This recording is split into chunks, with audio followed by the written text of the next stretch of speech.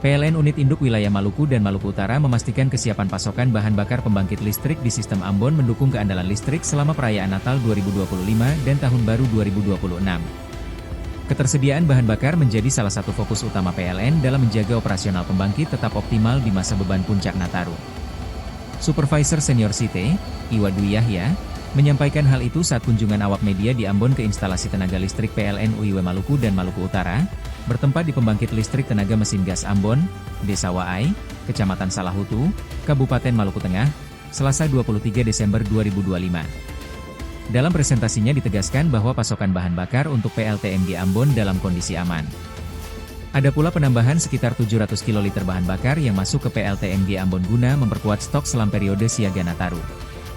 Selain ketersediaan bahan bakar, PLN juga menyediakan personel tambahan di pembangkit.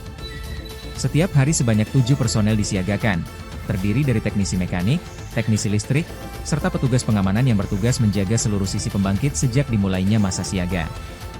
Sementara dari sisi sistem, pembangkit di Ambon saat ini mampu menghasilkan daya sekitar 30 MW, dengan cadangan daya sebar 9,3 MW yang siap digunakan untuk mengantisipasi peningkatan beban listrik saat Natal dan Tahun Baru.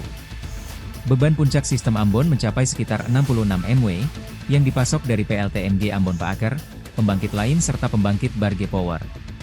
Dengan kepastian tersebut, sistem kelistrikan Ambon masih surplus daya sekitar 23 MW. Kondisi ini memastikan pasokan listrik selama Nataru dapat terjaga tanpa pemadamnya, selama tidak terjadi gangguan alam.